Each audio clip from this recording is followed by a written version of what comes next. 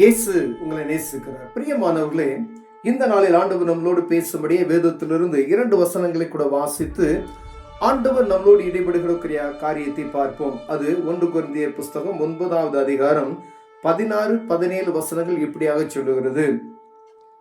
சுவிசேஷத்தை நான் பிரசங்கித்து வந்தும் மேன்மை பாராட்ட எனக்கு இடமில்லை. அது என் மேல் விழுந்த கடமையாயிருக்கிறது. சுவிசேஷத்தை நான் பிரசங்கியாது இருந்தால் எனக்கு ஐயோ. நான் உற்சாகமாய் அப்படி செய்தால் எனக்கு பலன் உண்டு. உற்சாகம் இல்லாதவனாய் செய்தாலும் உக்ரான உத்தியோகம் எனக்கு ஒப்புவிக்கப்பட்டிருக்கிறதே. பிரியமானவர்களே, இங்கு வசனம் சுவிசேஷத்தை அறிவிக்க வேண்டும் என்பது ஒரு மனிதனுடைய கடமை என்று போடப்பட்டிருக்கிறது. அதை நான் பிரசங்கியாது இருந்தால் ஐயோ என்று சொல்லப்பட்டிருக்கிறது. அதை பிரசங்கிற்கு நான் மேன்மை பாராட்ட உனக்கு இடமில்லை என்று சொல்லப்பட்டிருக்கிறது. சுவிசேஷத்தை நான் பிரசங்கித்து வந்தும் மேன்மை பாராட்ட, அது நிமித்தம் மேன்மை வந்து பாராட்டக்கூடாது. மேன்மை பாராட்ட எனக்கு இடமில்லை. அது என் மேல் விழுந்த கடமை.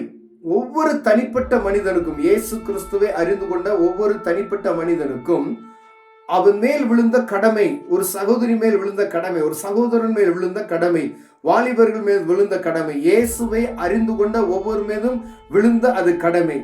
அது வந்து மேன்மை பாராட்டுவதற்கு அங்க இடம் இல்லை. இது நம்முடைய கடமை என்று சொல்லப்பட்டிருக்கிறது. நம்மே விழுந்த கடமை என்று சொல்லப்பட்டிருக்கிறது. ஏன்னா நம்மை விலைக்கரையும் கொடுத்து மீட்டவர் இயேசு என்பதை நாம் அறிந்திருக்கிறது போல பிறருக்கு நாம் அறிவிக்க வேண்டும் என்பதற்காக ஆண்டவர் இப்படி எழுதி வைத்திருக்கிறார். அப்ப பூமியில இயேசுவை சொந்த இரட்சகராய் ஏற்றுக்கொண்ட ஒவ்வொருவரும் சுவிசேஷத்தை என்ன செய்யணும்?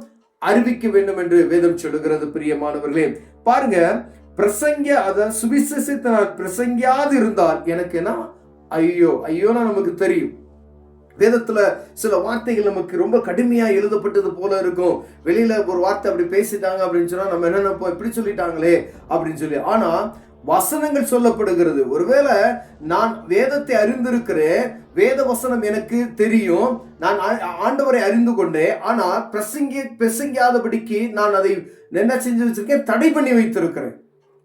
எனக்கு வாய்ப்பு கிடைக்குது, ஆனா சொல்ல எனக்கு என்ன செய்யலாம்? மனமற்ற போனவனாய் எதுக்கு அப்படின்ற ஒரு மனப்பான்மையா இருப்போம்ல. அப்ப கிறிஸ்தவர்கள் ஒவ்வொருவரும் ஆண்டவர் உங்களுக்கு செய்த நன்மையை பிறருக்கு சொல்லணும்.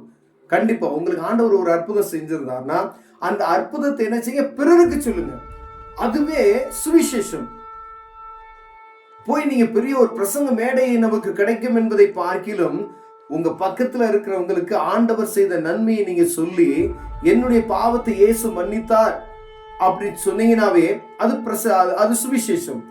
அதே போல ஒவ்வொரு தனிப்பட்ட மனிதனுடைய பாவத்தை மன்னிப்பதற்கு ஆண்டவராக இயேசு கிறிஸ்து இந்த பூமிக்கு வந்தார் என்கிற சுவிசேஷத்தை ஒவ்வொரு மனுஷையும் இந்த பூமியில பிறந்த ஒவ்வொருவரும் அறிவிக்க வேண்டும். ஏன்னா கடைசி காலமாய் இருக்கிறபடினாலே ஆண்டவர் உங்களோடும் என்னோடு பேசிக்கொண்டு இருக்கிற. பிரியமானவர்களே, பாருங்க, நான் உற்சாகமே அப்படி செய்தால் எனக்கு பலன் உண்டு. ஒருவேளை இந்த சுவிசேஷ ஊழியத்தை ஆண்டவருடைய நாமத்தை மகிமைப்படுத்துவதில் உற்சாகமாய் நாம் செய்தோமானால் அதற்கான பலன் நமக்கு கிடைக்கும் அப்படின்னு சொல்றார். ஒருவேளை உற்சாகம் இல்லாதவர் செய்தால் உக்ரான உத்தியோகனுக்கு என்ன செய்யப்பட்டிருக்குது? கொடுக்கப்பட்டிருக்கிறது. அவர் வரும்பொழுது கணக்கு கேட்கிறார். உக்ரானக்காரன் வரும்பொழுது கணக்கு ஒப்புவிக்க வேண்டும். பிரியமானவர்களே, உங்கள்கிட்ட கொடுக்கப்பட்ட தாளந்துகளுக்கு கணக்கு ஒப்புவிக்க வேண்டும். உங்களுக்கு கொடுக்கப்பட்ட ஒவ்வொரு நேரங்களுக்கு கணக்கு ஒப்புவிக்க வேண்டியதா இருக்கும். பிரியமானவர்களே, அப்ப எவ்வளவு ஜாக்கிரதை எவ்வளவு நாம் நடக்கும்படியாய் ஆண்டவர் நமக்கு வேதத்துல எழுதி வைத்திருக்கிறார். ஒருவேளை ஆண்டவரை அறிந்து கொண்ட நான் ஒருவேளை மற்றவர்களுக்கு இந்த ஆண்டவரை சொல்லாதபடிக்கு நான் மறைத்து வைத்தேன், அதனால ஒரு பாவியாய் மாறி விடுகிறேன். ஆண்டவர்கிட்ட அற்புதத்தை நான் பெற்றுக்கொண்டுட்டேன், ஆனா என்ன செய்யல? மற்றவங்களுக்கு சொல்லல. அப்ப எவ்வளவு நமக்கு அப்ப ஆண்டவர் பாருங்க, நான் பெற்றுக்கொண்ட இன்பத்தை ஆனா மற்றவருக்கு அதை சொல்லுவத முடியல. அவங்க ஒரு அற்புதத்தை பெற்றுக்கொள்ளணும்னு சொல்ற எண்ணம் எனக்கு இல்ல.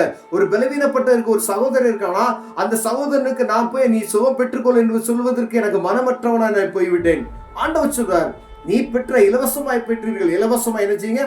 கொடுங்கன்னு சொல்ல. அப்ப சுவிசேஷத்தை ஒவ்வொருவரும் பிரசங்க வேண்டும். அவங்களுடைய தலைமையில் விழுந்த கடமை. அதை உண்மையும் உத்தமமா செஞ்சா பலன் இருக்கு அப்படின்னு சொல்லியிருக்காரு ஆண்டவர். ஒருவேளை சுவிசேஷத்தை அறிவிக்குவது நம்ம மேல் தலைமையில் விழுந்த கடமை என்று ஆண்டவர் சொல்லிட்டார். அப்ப யாரெல்லாம் சுவிசேஷம் அறிவிக்கிறோம் நமக்கு தெரியாது. நமக்கு செஞ்ச நன்மைகளை பிறருக்கு சொன்னோம்னா அது சுவிசேஷம், அதுதான். அப்ப அதை சொல்லணும்.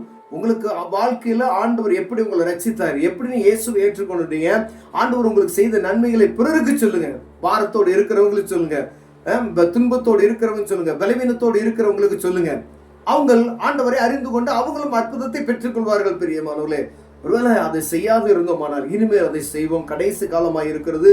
ஆண்டவருடைய காலம் அவசரம் என்றபடினாலே ஒவ்வொருவரையும் சுவிசேஷத்தை அறிவிப்பதற்கு தீவிரப்படுத்தி கொண்டிருக்கிறார்.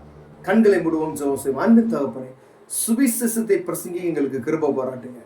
உன்னத ஆவின் பலத்தால் இடைக்கட்டுங்க. இயேசுவின் நாமத்தில் பிதாவே, ஆமென்.